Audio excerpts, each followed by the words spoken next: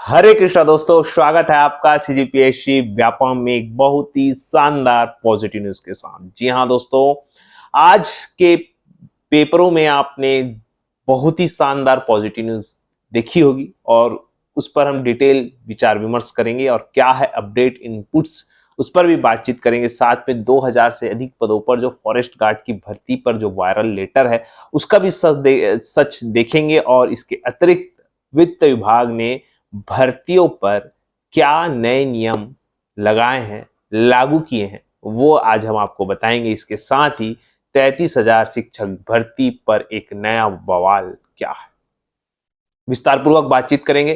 तो वीडियो पर बने रहे और भर भर कर सब्सक्राइब करिएगा, क्योंकि भर भर कर वैकेंसियां आप लोगों के समक्ष आने वाली। देखिएगा, नकारात्मक सोच आपके तरफ चारों तरफ और आप लोगों को तैयारी नहीं करने पे मजबूर करते हैं। लेकिन याद रखिएगा, सूर्य की वो एक किरण जो आपको तैयारी करने पर मजबूर कर दे, वो न्यूज आज आप लोगों के समक्ष आई है और आपको प्रतिदिन इसी प्रकार की पॉजिटिविटी खोजते रहनी चाहिए ताकि आप लोगों का पढ़ाई में मन लग सके और अपना एटमॉस्फेयर ऐसा बनाएं जिससे आप सकारात्मकता की ओर जाए, न कि नकारात्मकता की ओर। देखिएगा, इन सभी अपडेट पर बातचीत करने से पहले आप लोगों को हम साफ साफ कहना चाहेंगे कि अभी वर्तमान में आदर्श आचार संहिता हटी है और कुछ राज्यों में जैसे कि उत्तर प्रदेश हो, मध्य प्रदेश हो, वहां पे रुके हुए रिजल्ट, रुका हुआ टाइम टेबल जारी कर दिया गया है। चाहे हम उत्तर प्रदेश लोक सेवा आयोग की बात करें या मध्य प्रदेश लोक सेवा आयोग की बात करें, परंतु छत्तीसगढ़ में नहीं हुआ है। पर चिंता की कोई भी बात नहीं है। जो इनपुट मिल रहे हैं, जो सूत्रों के हवाले से खबर है, वो बहुत ही अच्छी है आप लोगों के लिए। आप लोगों को इतना ही कहना चाहूंगा कि अब जो सप्ताह प्रारंभ होने वाला है 10 तारीख से, वो भर्तियों के मामलों में खटाखट भर्तियां रहेगी। अगर हम बात करें सीजीपीएससी के एग्जाम कैलेंडर के संबंध में हो, बहुत सारे अभ्यर्थी पूछते हैं सर सीजीपीएससी का एग्जाम कैलेंडर कब आएगा। इस पर हमने वीडियो भी बनाया था कि जो एग्जाम कैलेंडर है वो आना अत्यंत आवश्यक है और आना भी चाहिए, क्योंकि अन्य स्टेट्स के आ चुके हैं और छत्तीसगढ़ में लगभग अब 6 महीने होते आ गए हैं, अभी तक एग्जाम कैलेंडर नहीं आया है। मतलब आधा साल बीत चुका है एक प्रकार से। तो अब जो है एग्जाम कैलेंडर आना चाहिए और इनपुट बहुत ही शानदार और पॉजिटिव है। बिल्कुल आप लोग अगले सप्ताह का इंतजार करिएगा, क्योंकि हो सकता है आप लोगों के लिए कुछ सीजीपीएससी से पॉजिटिव निकल के आए। आगे हम बातचीत करते हैं, सबसे पहले बात करते हैं सहायक प्राध्यापक भर्ती का। तो देखिए, हमने आपको पहले ही बताया था कि भाई सहायक प्राध्यापक भर्ती आएगी। बहुत सारे अभ्यर्थी पूछ रहे थे कि सर जो सीजी सेट है जब वो मतलब नवंबर दिसंबर में एक बार और होगा लगभग 35 से 40 विषयों के आसपास, तो क्या उसके बाद आएगा क्या? कि तो हमने कहा था ऐसा नहीं है भाई, अभी ही आएगा, अक्टूबर नवंबर में ही आएगा, अक्टूबर नवंबर में ही आपकी परीक्षाएं होंगी। तो देखिएगा, अभी फिलहाल मामला ये है कि जो आपका सहायक प्राध्यापक की भर्ती का जो प्रस्ताव है वो कहाँ जाएगा, आपका वित्त विभाग के पास जाएगा और उसके बाद लगभग 2001 कुछ पद जो है 2100 लगभग कुछ पद क्या है, रिक्त है। तो उन पदों की भर्ती का जो है वो प्रस्ताव गया हुआ है। अब उसमें से कितने पदों पर अनुमति मिलेगी ये डिपेंड करता है। अब जैसे कि आपको मालूम होगा कि 33,000 शिक्षक भर्ती की अनुमति गई हुई है, परंतु जरूरी तो नहीं कि उसमें से पूरी की पूरी पदों पर भर्ती की अनुमति मिल जाए। इसी ऐसा ही सेम यहाँ पे भी हुआ है कि यहाँ पे कितने पदों पर भर्ती की अनुमति मिलेगी वो तो वित्त विभाग ही जानेगा, लेकिन 2100 के आसपास पदों की भर्ती की अनुमति गई हुई है। जो अंदाजा लगाया जा रहा है कि लगभग 1300-1400 के आसपास इसमें भर्ती की अनुमति का मिलने का जो है प्रावधान जो है वो हो सकता है।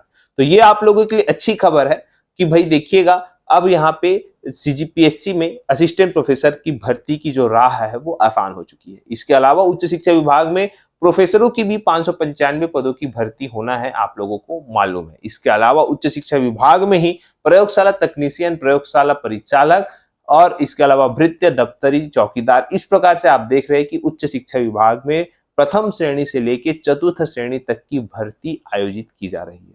मतलब मैंने आपको फिर से कहा था कि 2024 से 26 का एक ऐसा दौर आने वाला है कि भर्तियां ही भर्तियां रहेंगी, क्योंकि डिपार्टमेंट में इतने सारे पद खाली है क्योंकि रिटायरमेंट जिस तरीके से हो रहे हैं उस तरीके से भर्ती नहीं हो पा रही है हर विभाग। तो निश्चित तौर पर भर्तियां आना ही है और आप लोग तैयारी करते रहिएगा।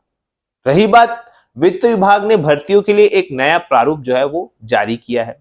अब भर्तियों के उस प्रारूप में क्या है आपको बताना चाहूंगा कि जो विभाग जो है वो वित्त विभाग को जो प्रस्ताव भेजता है तो अब उस प्रस्ताव में नए नए चीजों को ऐड किया गया है। जैसे कि आपकी स्क्रीन पर शो हो रहा होगा, देखेंगे यहाँ पे रिक्त पदों के विरुद्ध भर्ती की सहमति के प्रस्ताव आपको इस प्रकार भेजने हैं। विभाग, संभाग, जिला और मैदानी स्तर पर कितने हैं, टोटल आपको कितनी भर्ती चाहिए।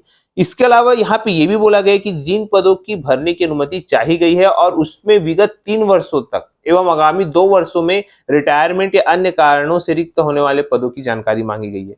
मतलब देखिए यहाँ पे साफ है कि इससे फायदा क्या होगा, जो आपका एग्जाम कैलेंडर है उसको तैयार करने में आसानी होगी और संभवतः इससे व्यापम के भी एग्जाम कैलेंडर अगर आए तो कोई अचंभित नहीं होगा, क्योंकि पहले से ही जिस प्रकार से सीजीपीएससी का प्रारूप तैयार करके हर डिपार्टमेंट से मंगाया जा रहा है, उसी प्रकार से व्यापम के लिए भी जो एग्जाम कैलेंडर है वो भी जारी किया जा सकता है। तो ये अभ्यर्थियों के लिए जो है वो पॉजिटिव न्यूज है कि देखिए वित्त विभाग ने सभी विभागों को बोल दिया है कि आप लोग इस प्रारूप में जो है अगर भर्ती करना चाहते हैं तो उस प्रारूप में जो है वो तैयार करके वित्त विभाग के पास भेजे अनुमति के लिए, और फिर सीधा जब वित्त विभाग के पास आ ही जाएगी सारी चीजें तो एग्जाम कैलेंडर को तैयारी करने में आसानी होगी। तो आप लोगों के लिए देखिए कितनी अच्छी खबर है, आचार संहिता खत्म हुई उसके साथ ही।